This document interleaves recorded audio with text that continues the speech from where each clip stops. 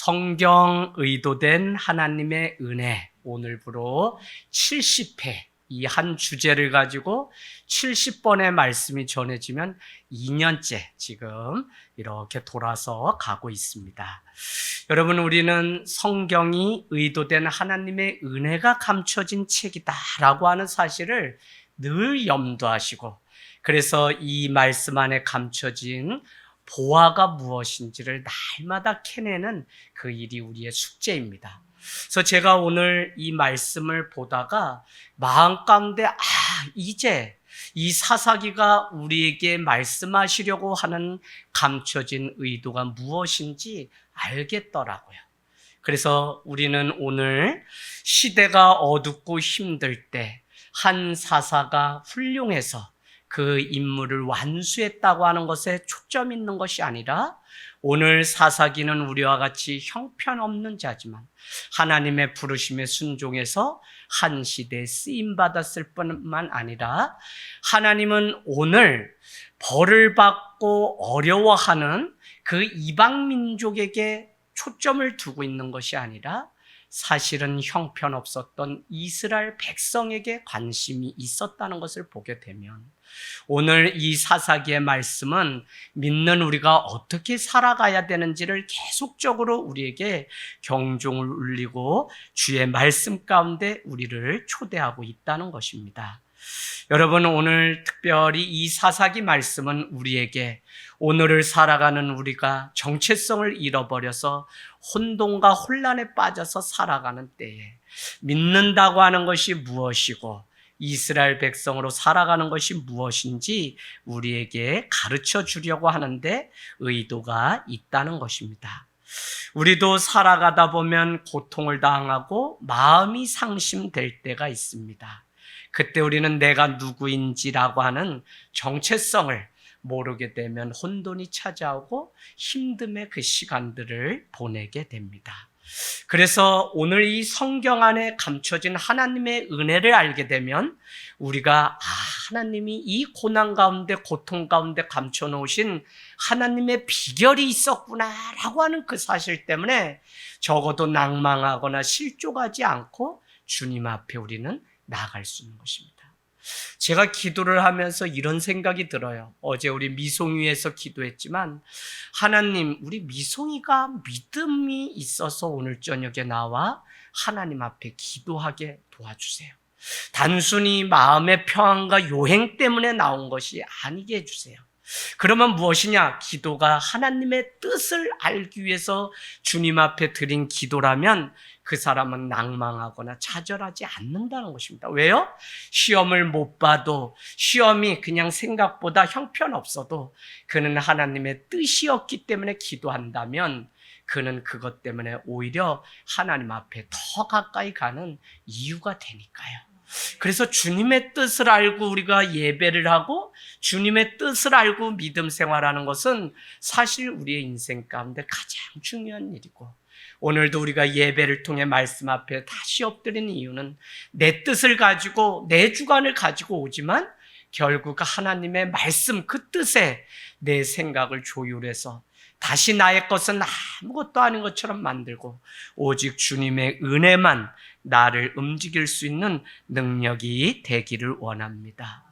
그런 면에서 여러분, 성경은 의도된 하나님의 은혜가 있는데 더 중요한 것은 은혜가 무엇인지를 아는 그 일이 얼마나 중요한 것인지 모릅니다. 이 은혜가 우리의 그냥 머리로만 아는 은혜라면 우리는 금세 무너지게 돼요. 그러나 이 은혜가 내 삶 가운데 와서 역사가 되고 이 은혜가 내 삶을 견딜 수 없게 하면 오늘 비가 와도 우리는 어려움이 있어도 주님 앞에 그 은혜의 자리 앞에 다시 설 수 있는 이것이 얼마나 큰 은혜인지 모른다는 것입니다. 여러분, 우리는 하나님이 누구라고 고백했습니까? 시편 107편 1절, 여호와 하나님께 감사하라. 그의 선하심과 인자하심이 영원함이로다. 아멘. 그래서 선하심과 인자하심을 시편이 노래했는데, 이 시편을 읽어보면 계속적으로 하나님이 누구신지를 우리에게 설명하는데 선하심과 인자하심은 한 짝이 되어서 계속 우리에게 말씀하고 있습니다. 그래서 여러분 시편 23편 6절도 한번 가보세요. 시편 23편 6절 말씀. 내 평생에 주의 선하심과 인자하심이 반드시 나를 따르리니 내가 여호와 집에 영원히 살리로다. 아멘. 내가 주의 선하심과 인자심이 내 삶에 반드시 따라오고 늘 그것을 내가 알고 살아갈 텐데 그렇기 때문에 뭐예요? 내가 영원히 주의 집에 거하겠다고 고백하고 있는 모습을 우리는 볼 수 있습니다. 그렇다면 여러분 오늘 사사기는 우리에게 무엇을 말을 하려고 하는 것입니까? 인간의 전적인 타락, 계속적으로 은혜를 베풀어도 또 죄악의 길로 나가는 인간의 형편없음, 그런가 하면 인간의 은혜 없음이 다 우리에게 들려지는 주제일 수 있지만 오늘 중요한 것은 하나님의 관심이 사사가 등장해서 가나안의 이방 민족을 처리했다, 그들과 싸워서 이겼다라고 하는 그것에 있는 것이 아니라 오늘 이 사사기의 전적인 관심은 바로 오직 이스라엘 백성에게 있었다는 것입니다. 우리가 살아가면서 이 일 저 일 많이 겪잖아요. 그런데 그냥 이 성경이 하나의 사건이 이래서 이랬다라고 하는 사건에 거기에 관심이 있는 것이 아니라 하나님은 바로 그 사건 가운데 있는 인간인 우리에게 관심이 있어요. 그래서 내가 이때 어떻게 하나님 앞에 믿음을 서는지를 주님은 보시기를 원하는 거지, 다 이 사건이 뭐 잘 맞춰져서 적들은 다 물리치고 믿는 자가 승리했다 이게 아니라고요. 그래서 저는 이 사사기를 보면서 결국 하나님은 또 죄를 짓고 있는, 형편없이 또 무너지는 우리를 향하여 오래 참으시고 기다리시는 하나님의 인자하심, 헤세드가 무엇인지 우리에게 가르쳐 주시려고. 그래서 오늘 하나님의 관심은 여전히 여기에 있는 저와 여러분이라고 하는 이 사실을 깨닫게 되기를 원합니다. 여러분이 이게 되지 않으니까 이스라엘 백성 계속적으로 은혜를 까먹으니까 바알과 아세라 목상 앞에 그들은 우상을, 그래서 자기의 정체성을 잃어버리게 되는 것을 우리는 볼 수 있습니다. 안전과 보호가 하나님이 아니라 바로 우상에게 있다고 믿기 때문에 그 힘과 그 에너지가 우상에게 있었다고 믿는 것입니다. 그런 면에서 현대를 살아가는 우리 안에도 두려움이 있는 것 같아요. 저는 우리 아이들 2년 반 시간 동안 다 시간의 공백기가 우리에게 있었어요. 그건 뭐냐면 우리가 이 관계가 다 단절돼서 얼마나 어려운 시간들을 보냈는지 모른다니까요.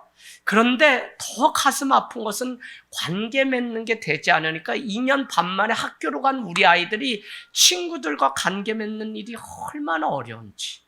근데 여러분 이 이야기를 가만히 제가 듣고 또 이렇게 상담하면서 우리가 이렇게 가면 안 되는데, 그게 무엇이냐면 우리는 자꾸 어려서부터 인정받는데 그냥 익숙한 삶이에요. 부모로부터 인정받아야 되고 공부 잘해서 인정받아야 되고 학교 가도 인정받아야 되고 친구로부터 인정받아야 되는데 2년 6개월 만에 학교를 갔더니 친구들이 어떻게 관계하는지를 모르는데 내가 그 관계 속에 인정받지 못할까 두려우니까 아이들이 그냥 뭐 핸드폰 붙잡고 연락 오면 10초 안에 답변하지 않으면 왕따 되고 막 이런 일들이 인간의 우리의 생각으로. 그래서 여러분 관계가 다 어렵죠. 그럼에도 불구하고 우리가 인정받을 곳은 하나님밖에 없다고 하는 이 놀라운 사실을 오늘 성경은 우리에게 가르쳐주고 있습니다. 믿음은 하나님의 은혜의 반응이라고 그렇게 말씀드렸죠. 그런데 이 반응은 우리의 노력으로 되지 않고 하나님의 은혜가 있어야만 반응도 보일 수 있다는 것입니다. 한 번은 한 교수님이, 신학교 교수님입니다, 교실 안에 들어와서 학생들에게 강의를 하는데 작은 화병 하나를 가지고 들어오고 옆에는 자갈돌, 또 큰 돌이 있고 그리고 모래를 가지고 오고 주전자를 가지고 왔어요. 아니 교수님이 뭘 이야기하시려는지 아무 말씀도 안 하시고 다짜고짜 그냥 이 화병에 큰 돌을 넣더라는 겁니다.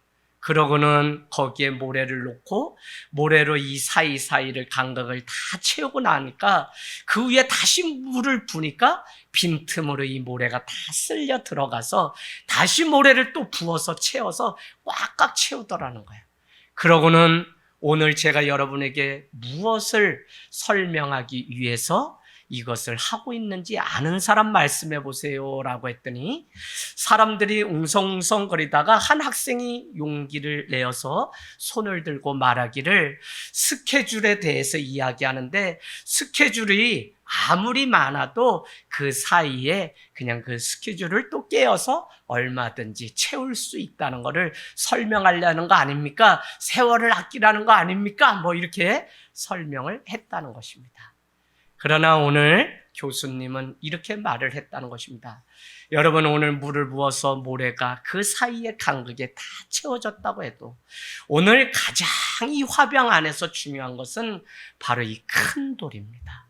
큰 돌이 무엇을 의미하는지 아십니까? 라고 하면서 이 큰 돌이야말로 은혜입니다 라고 했다는 것입니다. 아무리 그 작은 모래가 그 사이사이를 채운다고 해도 이 화병을 채울 수 있는 것은 큰 돌이라는 것입니다. 은혜라는 것입니다. 마치 우리의 인생 가운데 아무리 많은 것을 가졌어도 은혜가 없으면 채워지지 않고 빈 그물을 씻는 인생이 되는 것처럼 은혜야말로 우리의 삶에 가장 중요한 것입니다 라고 그렇게 가르쳐 주셨다는 것입니다. 여러분, 우리는 늘 살아가면서 은혜가 없다면 은혜 때문에 늘 우리의 삶은 다시 도전하고 다시 주님 앞에 이 마음이 화석처럼 굳었던 그 안에 눈물이 생기고 그 안에 여러분, 오늘 이스라엘 백성이 수없는 많은 죄를 졌잖아요. 그런데 그들이 왜 모르겠어요? 홍해를 건너게 하셨던 하나님, 여리고성을 건너게 하셨던 하나님, 아이성 싸움에서 이기게 하셨던 그 하나님. 그러나 이것이 하나님의 임재 가운데 체험되는 신앙이 되려면 그것은 이야기로 들은 것으로는 안 된다니까요. 그래서 욥기서는 우리에게 가장 마지막에 뭐라고 얘기하죠? 전에는 내가 귀로 들었는데 이제는 내가 주를 눈으로 보았다고 고백하고 있는 것입니다. 여러분, 우리가 얼마나 많이 듣는지 몰라요. 이런 일이 있었대 라고 이스라엘 백성 2세대 3세대도 지금까지 오기까지 다 들었습니다. 그러나 그것은 자기의 신앙이 되지 않고 여전히 정체성을 잃어버린 채 하나님의 은혜를 기억하지 못해요. 그래서 그들은 두 가지를 범했다는 것이죠. 한 가지는 어떤 언약도 이방 민족과 맺지 말라는 것이고, 또 한 가지는 저들이 섬기는 그 제단을 헐고 거기에 여호와를 위해서 제단을 쌓으라는 것이었습니다. 그게 되지 않으면 올무와 가시가 너희의 발목을 붙들어 너희를, 특별히 이방 민족을 가만히 내가 두는 이유는 다른 데 있는 것이 아니라 너희가 정말 하나님의 말씀을 가지고 사는지 아닌지를 보려고, 내가 시험하려고 이 일을 두었다고 말을 하고 있는 것입니다. 그럼에도 불구하고 오늘 이스라엘 백성은 하나님의 의도가 어디 있는지 모르기 때문에 여전히 똑같은 악순환과 고통 가운데 겪으면서도 그들은 여호와 하나님께 돌아오지 못하는 모습을 우리는 볼 수 있습니다. 여러분, 드보라가 이스라엘의 사사가 되고서 몇 년 동안 평안했다고 말씀드렸죠? 40년 동안이라고 말씀드렸죠. 그러나 우리는 이 사사로는 이 평온함이 유지될 수 없음을 우리에게 가르쳐 줍니다. 우리의 이 평온함은 우리의 인생 가운데 예수 그리스도가 오셔야만 평온함이 영원할 수 있음을 우리에게 가르쳐 주고 있는 것입니다. 평온함을 깨는 것은 바로 여호와 앞에 악을 행하는 것이며, 악이라고 하는 것, 죄라고 하는 것은 다른 것이 아니라 태초에 하나님이 천지를 창조하시고 관계 맺는 존재로 우리를 부르셨는데 이 관계가 끊어진 것이 죄라고 말씀을 드렸습니다. 그래서 오늘 은혜 가운데 우리가 회복되고 은혜 가운데 다시 서는 것은 다른 것이 아니라 뭐죠? 끊어진 관계가 다시 이어지는 것이 바로 은혜죠. 그래서 여러분, 하나님은 오늘도 우리를 초대하셔서 이 예배 가운데 다시 영원하신 언약과 우리를 체결하시고 부르시고 제단을 헐고 여호와를 위해서 그곳에 제단 쌓기를 원하고 있다는 것입니다. 오늘 온니엘, 에훗, 또 드보라, 오늘 기도원에 이르기까지 하나님은 계속 우리를 기다려 주십니다. 그 기다림은 생명의 연장이었고 그 기다림은 죄를 끊고 은혜의 자리로 돌아오기를 원하시는 주님의 마음이었어요. 그래서 여러분, 어젯밤에 우리 목사님을 통해서 나눈 말씀 한번 다시 볼까요? 고린도후서 13장 9절에서 10절, 고린도후서 13장 9절에서 10절. 너무 중요한 하나님의 마음이고 한 사도의 마음을 우리는 엿볼 수 있습니다. 고린도후서 13장 9절에서 10절. 여러분 표시해 놓으세요.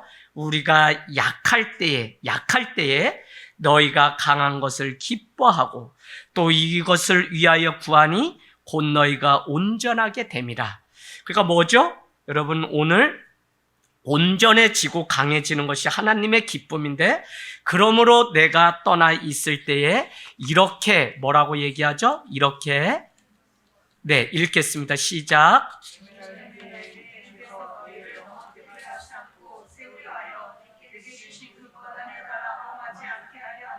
아멘. 오늘 사도 바울이 고린도 교회를 두고선 떠난 후에 편지를, 전서와 후서를 보내면서 내가 너희를 마땅히 벌할 수 있고 너희를 응징할 수 있으나 내가 너희가 온전해지기를 바라며 너희가 넘어뜨리려고 하는 것이 아니라 오히려 세우려고 내가 권한이 있지만 그것을 주장하지 않고 너희를 세우기를 원한다고 말씀하고 있습니다. 에레미야애가 3장에 한번 가보실래요? 에레미야애가 3장 22절인가? 에레미야애가 3장 그렇게 되어 있습니다. 에레미야애가 3장 33절 3장 33절 주께서 인생으로 고생하게 하시며 근심하게 하심은 본심이 아니 1146페이지에 있습니다. 하나님의 본심은 우리를 고생시키는 것이 아니라 우리가 행복하기를 원하신다고 우리에게 말씀하고 있는 것입니다. 그렇기 때문에 여러분, 성도는 우리의 삶의 그 어려운 순간에도 우리는 하나님의 감춰진 의도가 우리를 부르시고 세우셔서 우리의 정체성을 다시 깨닫게 하시는 하나님의 방법임을 우리는 알기를 원합니다. 빌레몬서 한번 가볼까요? 또 생각났어요. 빌레몬서에도 우리가 수련회의 주제로 걸었던 적이 있습니다. 빌레몬서, 몬 그렇게 돼 있는데 빌레몬서 1장 8절 9절 351페이지입니다. 신약 351페이지. 여러분 거기에 표시해 놓으세요. 이러므로 옥중에서 사도 바울이 쓴 거죠. 이러므로 내가 그리스도 안에서 아주 담대하게 내게는 누구죠? 내게는 누구예요? 빌레몬에게 마땅한 일로 명령할 수 있다고요. 거기 표시했습니다. 마땅한 일로. 마땅히 내가 너 한때 가르쳤던 너는 나의 집사이기 때문에 내가 마땅히 명령할 수 있는데 9절에 도리어의 표시해 놓으세요. 도리어 사랑으로 간구하며 간청하는데 나이가 많은 나 바울을 봐서라도 지금 또 예수 그리스도를 위하여 갇혀있는 나 바울을 봐서라도 빌레몬아 제발 갇힌 중에 10절 낳은 아들 오네시모를 내가 만났는데 너에게 불의를 끼치고 도망갔다가 이 옥중에 갇히게 되었다는 이야기를 듣고 너에게 내가 간구한다. 11절 그가 전에게 너에게 빌레몬 너에게 무익할 수 있으나 이제는 유익한 자가 되었고 12절 그를 다시 너에게 돌려보내노니 그는 없으면 안 될 신복과 같은 존재가 되었다는 것입니다. 할렐루야. 그래서 여러분 우리가 마땅히로 명령할 수 있죠. 그러나 여러분 오늘 도리어 사랑으로 간구하는 이 종의 마음을 여러분은 그게 뭐라고요? 오늘 이스라엘 백성을 향해서 하나님의 사랑 헤세드가 얼마나 대단하냐면 기다리고 또 기다리고 또 기다리는 거. 왜요? 지금 에훗, 온니엘, 기드온 또 드보라 계속적으로 악행을 저지르는 그들이 또 돌아오기를 기다리는 주님의 마음인 동시에 또 한 가지는 뭐냐면 여호와의 그 백성들이 세워지기를 원하는 그 간절한 마음을 오늘 우리는 그래서 여러분 뭐죠? 하나님의 본심은 우리를 무너뜨리려고 하는 것이 아니라 깨닫고 주님께 돌아오기를 간절히 바라는 그 마음이 있습니다. 14절 보세요. 빌레몬서 1장 14절 54번을 이 한 장을 설교했습니다. 그래서 유튜브 찾아보시면 이때도 한 해에 한 20명 교회가 성장하는 은혜가 있었는데 14절 내가 승낙 없이는 하지 않겠다는 거예요. 너가 자의로 그를 선택해서 형제로 맞이한다면 감사하겠다라고 하면서 마땅히 명령할 수 있지만 내가 너의 승낙이 없이는 내가 할 수 없다고 사도 바울은 끝까지 그러면서 뭐를 얘기하죠? 자신은 지금 나이도 많고 예수 그리스도 때문에 갇힌 자 되었는데 빌레몬아 너도 예수 그리스도 안에서 우리가 갇힌 자라면 오늘 너에게 불의를 끼쳤던 이 오네시모를 향하여 제발 너도 갇힌 자로 나와 같은 심정으로 그를 용서해 줄 수 없겠니? 라고 그렇게 그래서 16절의 부탁이 뭐죠? 16절에는 종과 같이 대하지 아니하고 앞으로는 어떻게 해요? 종 이상으로 곧 사랑받는 형제로 그를 가까이 두었으면 좋겠다는 겁니다.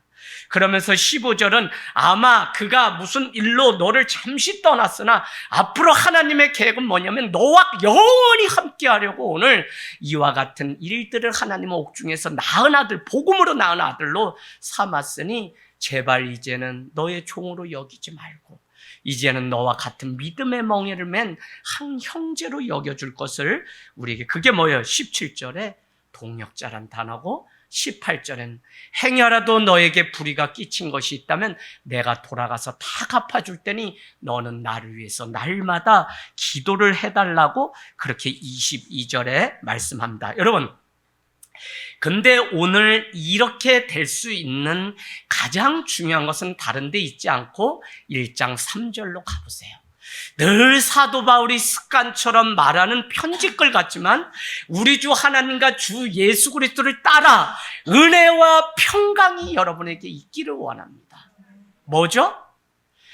우리 주 하나님과 예수 그리스도를 따라 살면 거기에 은혜와 평강이 있고 빌레몬아 너와 나의 관계는 그냥 관계가 아니라 은혜와 평강의 관계며 2절 보세요. 1절 2절 그리스도 예수를 위하여 갇힌 자 된 바울과 및 형제 디모데는 우리의 사랑을 받는 자요 동역자인 빌레몬과 자매 아비와 우리와 함께 병사된 아키프와 내 집에 있는 교회에게 편지를 한다고 하면서 이 많은 사람들의 이름을 사도 바울이 오늘 왜 열거를 했냐?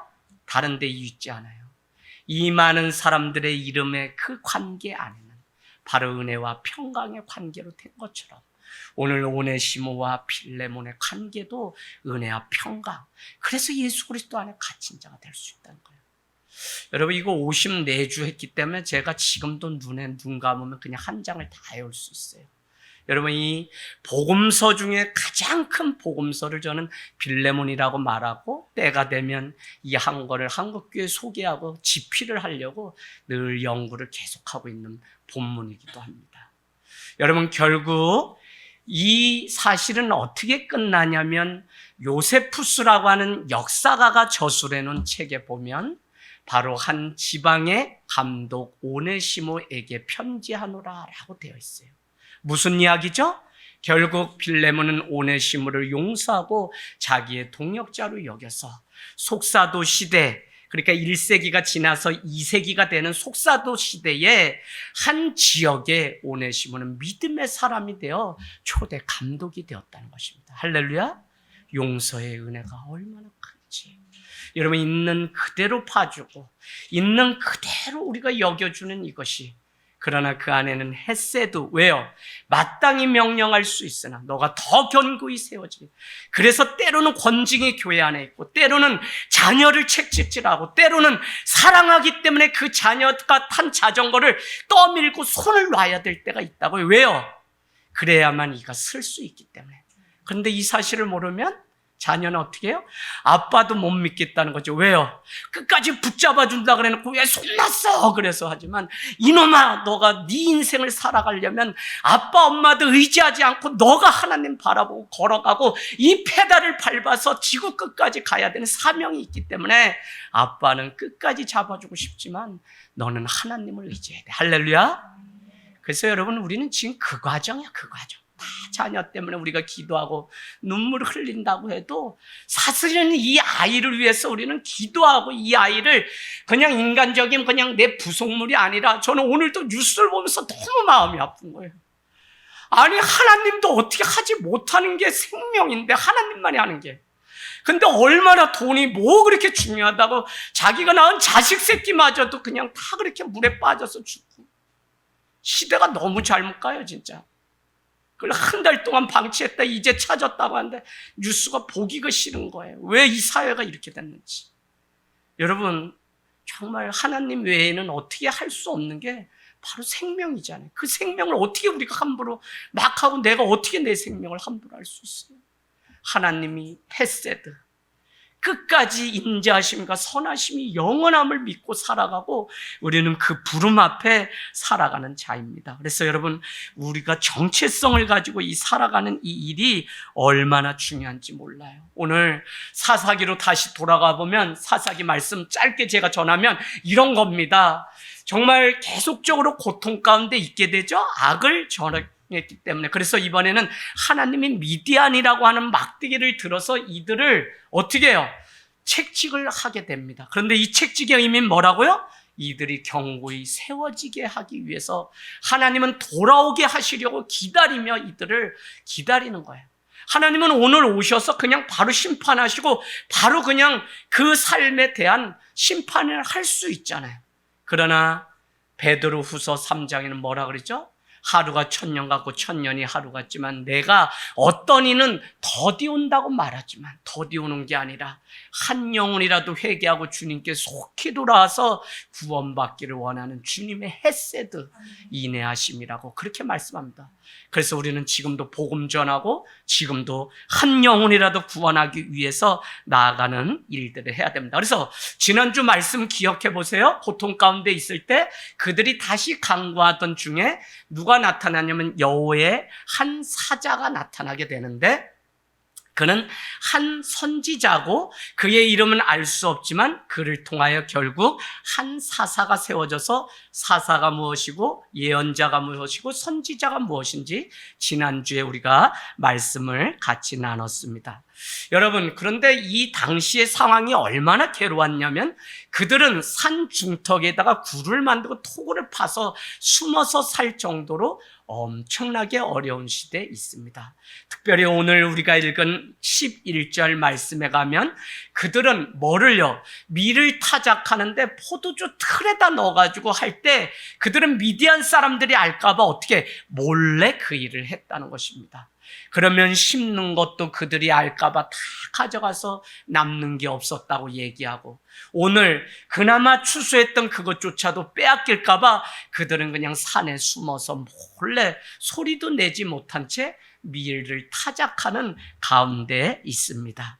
그러나 그들에게 오늘 하나님의 음성이 들려졌는데 다른 것 아니에요. 12절 말씀에 보니까 이렇습니다. 큰 용사여, 표시해놓으세요. 큰 용사여, 여호와께서 너와 함께 계시도다라고 하는 여호와의 사자로부터 하나님의 음성이 들려졌다는 것입니다. 여러분 말씀이 들려졌다는 것은 위로가 임하는 것이며 들리면 삽니다. 어려움 가운데도 말씀이 들려지면 우리는 살게 되고 어려움 중에도 말씀이 내 삶 가운데 임했다는 것은 하나님이 나와 함께 하심의 가장 분명한 증거입니다. 그래서 여러분 다시러 하다가 어디로 갔어요? 요나가 다시스로 가게 돼요. 그런데 1장 6절에 보면 다 실어서 저기 니느웨에 가서 40일 후에면 하나님의 심판이 있다는 걸 외치라고 했는데 그는 다 실어 그래서 배를 타고 다시스로 가는데 마침이라는 단어가 나요. 마침 1장 6절에 보면 뭐라고 하면 요바에 내려왔더니 다시스로 가는 배가 기다리고 있었다는 것입니다. 성도는 늘 기도하지 않으면 마침의 유혹에 덫에 우리는 걸려 넘어져요. 일이 잘 풀리고 뭐가 될 때 성적이 쫙쫙 나갈 때 우리는 그래서 저는 우리 아들이 오늘 왜 왔는지 이해가 안 돼요. 물론 온 건 잘했죠. 근데 오늘부터 시험 기간인데 아마 잘 봤니 아들아? 네, 그렇지는 않고요. 그러나 믿음으로 안 될 때는 하나님께라도 위로받고 그래서 아빠한테 사는 방법은 나는 그래도 예배 드렸다. 그걸로 모면하려고 아야 온 것 같은데 우리 용현이 위해서 여러분 기도 많이 해주셔야 돼요. 자, 그래서 어쨌거나 욥바의 그냥 마침 배가 기다리고 있으니까 그거를 타고 3일 3야를 고레 뱃속 스울에 갇히게 되죠. 그래서 여러분 우리 마침이 아니라 정말 주님의 뜻이 어디 있는지를 늘 물어봐야 돼요.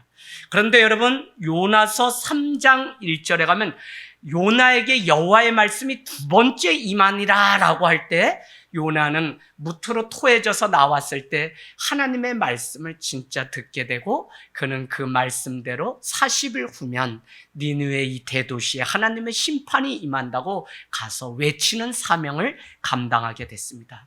그래서 말씀이 정말 주님의 말씀으로 들려지면 교회와 성도는 가지 말라고 해도 우리는 그 사명을 감당해야 되는 정체성을 알기 때문에 하나님의 일들을 감당할 수 있다는 것입니다. 오늘 큰 용사여라고 하는 것은 오늘 그가 크기 때문도 아니고 그 기도는 한 사람에게 했던 말씀도 아니고 바로 이스라엘 구원받을 하나님의 백성에게 들려지는 말씀이 큰 용사예요. 너의 정체성은 다른 것이 아니라 하나님의 큰 용사라고 하는 사실을 오늘 가르쳐주고 있는 것을 우리는 볼 수 있습니다. 여러분, 복음에 대한 정체성, 우리가 누구인지에 대한 정체성이 분명하면 우리는 승리할 수 있어요. 그러나 오늘 이것이 되지 않기 때문에 13절 가보세요. 이렇게 따져 묻는 것입니다. 아니, 하나님이 계시다고 하면서 어떻게 우리에게 이와 같은 일들을 하실 수 있습니까? 그 하실 수 있냐는 게 뭐죠? 어떻게 미디안으로부터 우리는 이 어려움과 공경에 처해서 아니 밀 이삭을 타작하면서도 숨어서 그렇게 해야 되는 이 지경까지 놓였습니까? 아니 따지는데 제가 다시 한 번 더 하나님 출애굽시켰던 하나님이 맞습니까? 라고 지금 막 따져 묻는 기도원의 모습을 우리는 볼 수 있습니다. 여러분, 우리의 이 정체성이 참 너무 중요한 것 같아요. 저는 제가 살아온 삶 중에 여러 번 여러분께 말씀드리지만 개척을 하고도 용기가 나지 않고 사람들의 눈이 무서워서 아무것도 하지 못할 때 우리 아들과 축구를 차는 봄에 아직도 눈가지가 남아있는 그 놀이터에 아들이 공을 주스러 갔다가 이렇게 얘기합니다. 자긴 모를 거야. 뭐라고 얘기하면 아빠 봄이 온다. 야, 이 녀석아 눈이 있는데 무슨 봄이 오니? 그랬더니 아빠 저기 봐요. 그래서 거길 봤더니 눈망울이 싹을 틔우면서 그래서 제가 그것을 보기 위해서 이마가 땅바닥에 닿을 정도로 엎드려서 보니까 정말 싹이 나는 거예요.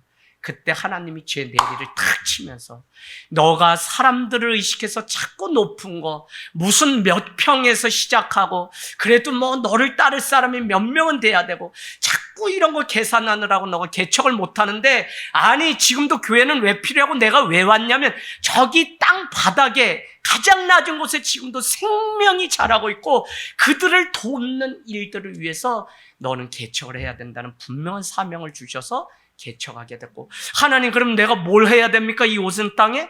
아니 지금도 누군가의 아픈 가슴에 귀를 듣는 사역을 하면 된다는 마음을 주셨어요.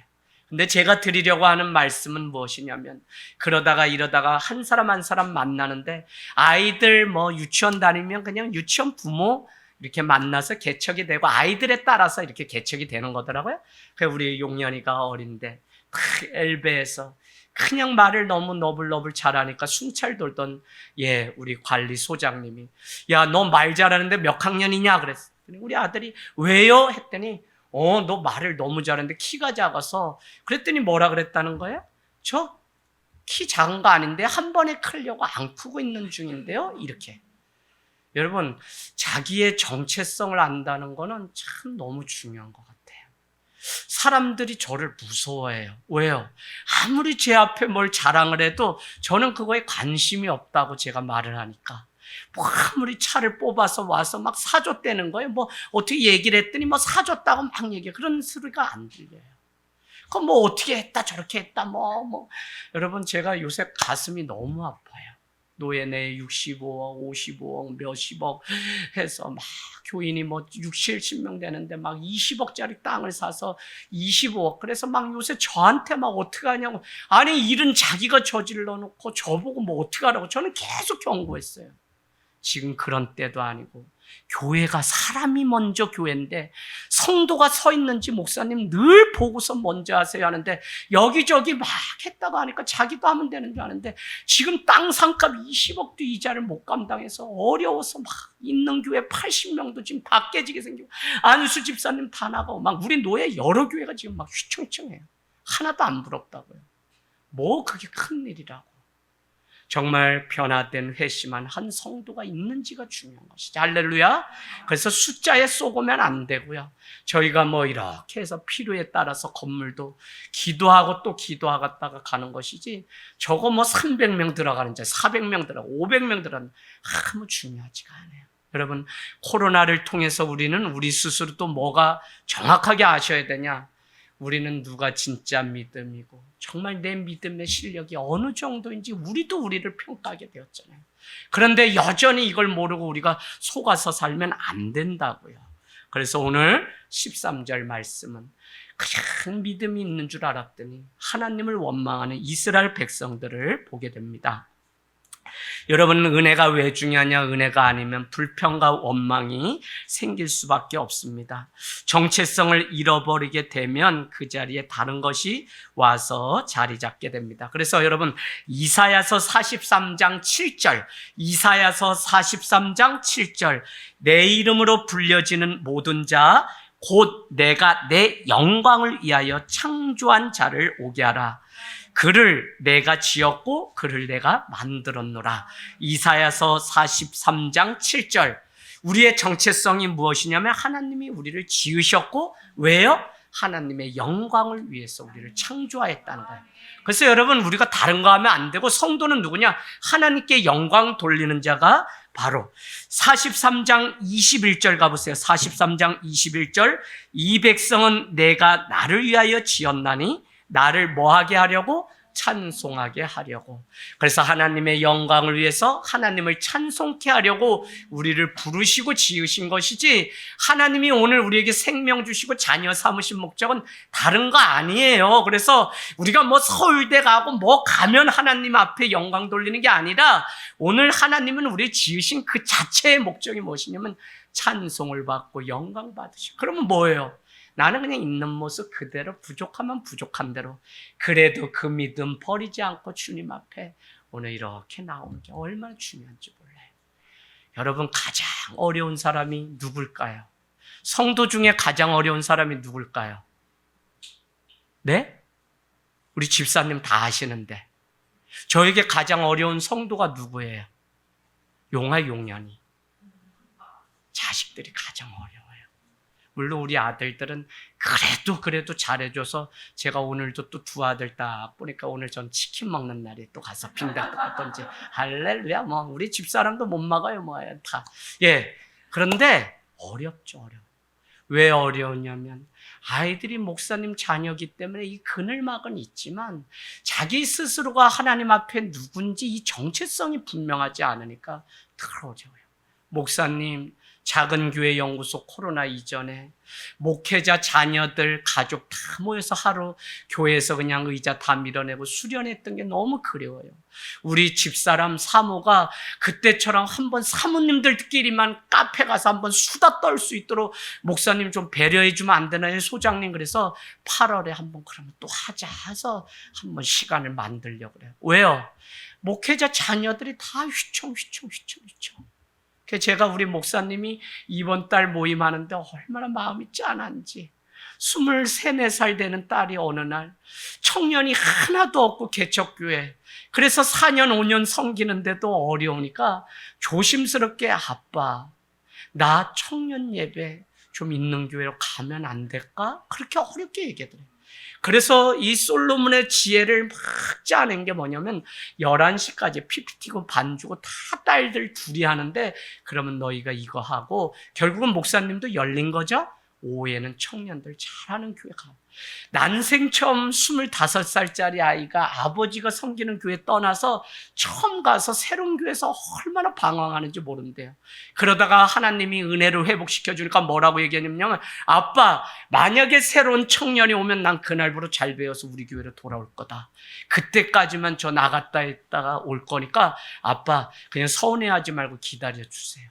그 이야기를 듣는데 참 그 아빠의 마음은 어떻고, 그래도 잘 자라서 교회가 무엇인지를 아는 이 자녀라면 대단하다라고 하는 마음이 들어서 기뻤습니다. 여러분, 이사야서 41장 9절은 원래 우리를 누구라고 얘기하냐면, 너희는 땅 끝에 땅무퉁이 있던 자를 내가 지명해서 불렀다고 얘기합니다. 저도 하나님의 은혜가 무엇이냐면, 첩첩산골에 전기불도 들어오지 않고 초등학교 3학년 때 토끼 잡으러 눈이 한참 내리는 산에 올라갔다가, 아니 생각이 갑자기 그런 생각이 들어요. 엉뚱하게 이 눈이 내리는 이 산에서, 그냥 산에서 내가 이렇게 죽는다면 세상 사람들이 나의 죽음을 보고 슬퍼하고 울 사람이 한 명도 없으면 어떡하지? 그 생각이 초등학교 3학년 치고는 너무 이게 아주 고차원적이지 않아요, 여러분? 여러분은 지금 수준 엄청 높은 사람 만나가지고 괴로움 당하는 거예요. 저 초등학교 3학년 때. 근데 그것이 하나님이 저를 부르시는 시작이었다는 생각이 들어요. 여러분, 땅 끝에 땅모퉁이에 있던 게 감춰진 존재가 우리인데, 하나님은 얼마나 우리를 구원받게 하시려고 찾아내서 그냥 믿지도 않는 가문에서 우리를 불러내서 이렇게 예수 믿게 했는지, 하나님의 은혜가 너무 대단해. 할렐루야. 우리 부모님이 팔순잔치 하는데 여러분, 목사님이 제 손을 잡더니 막 우실라 그래. 왜요? 다 철간 드나들고 오다 가다 오나 저만 가도 벌써 그냥 다 철간 드나드는 사람들이 시기심이 나가지고, 교회 차가 우리 집으로만 가도 밤나무에 스피커 탁 달려 있는데 막 주현미 노래 틀다가 얼렁 바꿔요. 뭐로? 오다 가다 오나 쨍쨍. 그걸 들으면서 동네 사람들이 다 일을 하는 거예요. 왜? 목사 왔다고. 그 정도로 어려운 것이 우리 시골이에요. 그런데 그래도 목사님이 소신껏, 목사 그렇죠. 우리 아버지, 어머니 오늘 팔순인데 목사님 오셨으니 말씀 전해주시고 기도해 주시고 식사 기도까지 해주시고요. 그 마을에 부임해서 처음 마을 행사에 가서 목사로서 기도했다고 목사님이 우실라 그래. 선교지보다도 더 어려운 곳이 이 강원도래요. 강원도 사람들이 착한 것 같은데 얼마나 인색한지 본인은 안다고 제 손을 잡으면서 막 울먹이세요.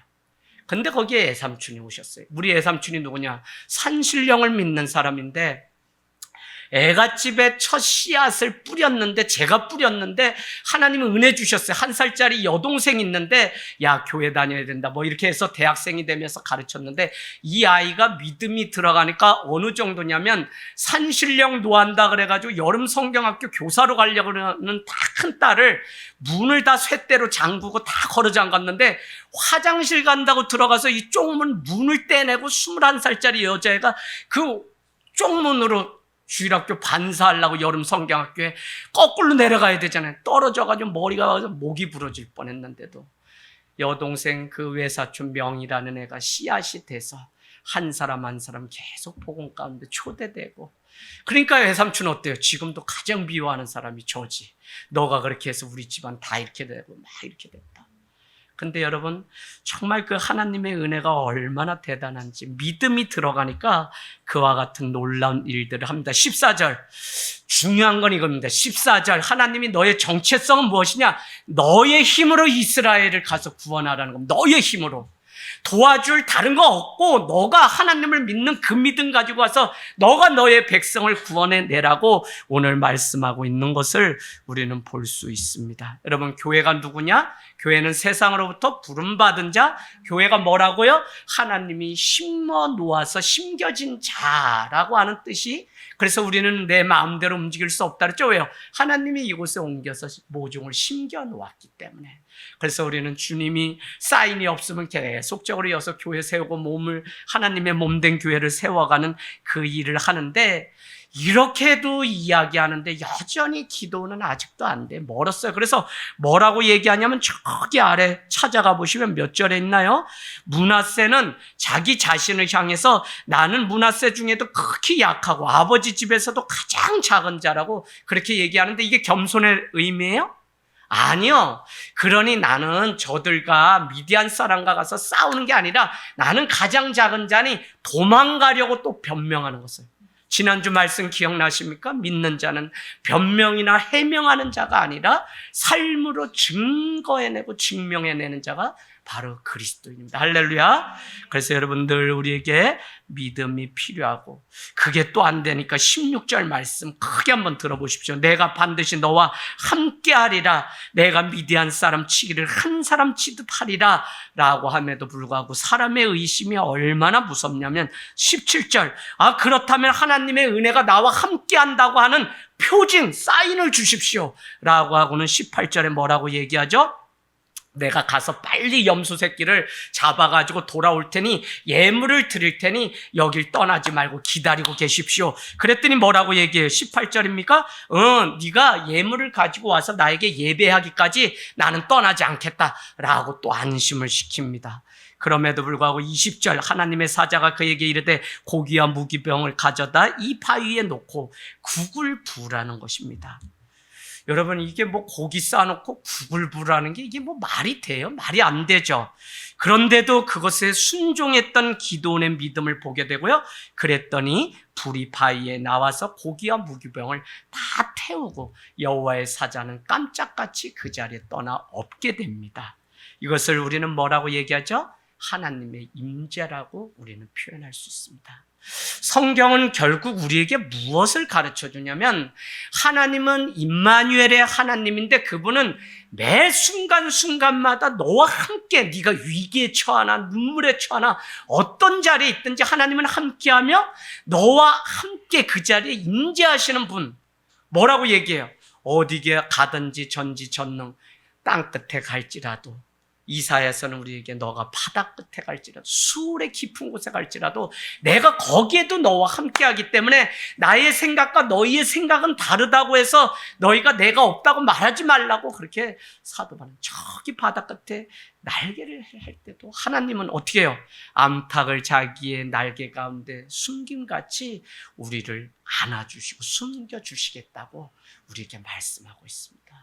그러니 하나님은 어딜 가든지 우리가 피할 수가 없어요. 저는 차라리 내가 하나님을 몰랐다면 그렇다면 뭐 세상적으로는 막 살고 내 멋대로 막 살았을 거예요. 근데 하나님이 누구신지를 아는 이상은 내가 오늘 여기를 괴롭다, 믿음이 싫다 이래서 떠난다 그래서 자유가 없어요. 참 이게 신기해요. 이 하나님의 은혜를 맛보면 하나님은 우리를 가만두지 않아요. 계속 우리를 어떻게 해서든지 흔들어서 더 믿음 가운데 세워져서 주님 앞에 구원을 얻게 하시는 하나님의 열심만 있지 내가 교회 때문에 상처받아서 저도 떠났었다니까 1년 동안 목사 안수 안 받겠다. 왜요? 아니 뒤늦게 목회자가 되겠다고 신학교를 29에 가서 8년을 섬겼던 교회가 교회에 문제가 생겨서 전임자 문제로 교회가 깨지니까 제가 얼마나 상처. 거기서 첫 아이 출산 하루 앞두고 잃게 되고 저는 유학 내리면 비행기 타게 되는데 그냥 50일도 안 남겨놓고 애 100이라고서 어떻게 해요? 유학 간다고 애 저 용화를 100일 잔치를 분당해서 맞손주라고 크게 하고는 협심증으로 쓰러진 거예요. 그러니 막 이 원망이 교회로 다 가니까 이놈의 교회 다 망해야 된다고 막 제가 막 그냥 학덕을. 그러다가 겨우겨우 마음 추스리고 김상복 목사님, 할렐루야 교회 목사님이 저를 얼마나 위로하신지 그 온화한 미소에 반해서 다시 목회자로 안수받고 돌아오기까지 저 여러분이 대단해요, 여러분. 저는 그래서 누굴 잘해주냐?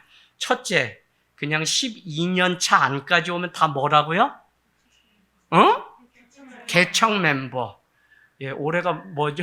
12주년이 돼서 하는 게 아니라 12가 완전 숫자니까. 그래서 예, 여러분 지금 여러분 다 개척 멤버. 그 다음에 뭐죠? 그냥 마음에 상처 입고 오신 분들은 우리 하늘땅 교회가 마지막 진짜 이곳에서 하나님의 은혜 가운데 회복되고 하나님의 일하심을 경험하는 은혜가 있기를 원합니다. 여러분, 오늘도 23절 너는 안심하라 두려워하지 말라 죽지 아니하리라 라고 하나님은 우리에게 또 말씀하십니다. 그랬더니 그곳에 여호와 샬롬이라고 하는 여호와의 제단을 쌓았다는 건 여러분 무슨 의미죠? 이 가나안 땅에 지금 미디안이 섬기고 있는 우상으로 가득해요. 우상으로. 그리고 여러분, 우리가 이제 다음 주에 우리가 보겠죠, 말씀. 자, 한번 거기 더 보세요. 이곳에 여호와 앞에 제단을 쌓고 여호와 샬롬 평강이라고 그렇게 말을 했죠. 그래서 거기에 뭐죠? 25절, 26절에 보니까 바알과 끝에 보세요. 25절 끝에 바알의 제단을 헐며 그 곁에 아세라 상을 찍어버리고 26절에 둘째 숫소를 잡아서 하나님 앞에 번제를 드리니까 사람들이 그 마을 사람들이 다 두려워서 27절 끝에 보세요. 그 성읍 사람이 두려워서 이를 감히 낮에 행하지 못하고 밤에 행했는데 28절에 보니까 누가 이와 같이 이 일을 했냐고 막 이야기하니까 29절에 보니까 그 일을 행한 소행이 누구냐면 요아스의 아들 기드온으로 다 드러나게 되죠. 그러니까 여러분 어떻게 해요? 30절에 그냥 그를 죽여야 된다. 우리가 믿는 바알과 아세라 다 찍어서 그랬다고 막 하니까 요아스가 뭐라고 얘기해요? 야, 니네가 믿는 바알이 대단한 신이라면 오늘 기드온이 이와 같이 했다면 그 너희가 믿는 신이 당연히 벌을 줄 건데 뭘 그를 죽이려 살리라 하느냐. 우리 기다려보자. 여러분, 오늘 여호와 앞에 제단을 쌓고 여기에 여호와 샬롬이라고 했다는 것은 그 당시에 믿던 그것과의 싸움, 바알, 아세라. 여러분 어떻게 돼요? 450대 1 엘리야 엘리 사대 이 같은 일들이 일어나게 되잖아요. 850대 1의 싸움에서 승리한 거잖아요. 엄청난 싸움이에요. 이건 목숨 내놓고 하는 거예요. 그렇기 때문에 오늘 그곳이 하나님 여호와 샬롬이라고. 저는 우리가 믿음을 드리고 하나님 앞에 뜻을 정하고 살기로 작정하는 그 순간 그곳이 여호와 샬롬이구나. 그래서 여러분 흔들리지 마십시오. 주님의 은혜가 내 삶을 주장하고 이끌면 반드시 승리하는 역사가 있을 줄 믿습니다. 오늘 돌아가서 또 가정이 여호와 샬롬, 학교가 또 여호와 샬롬이 되기를 원합니다.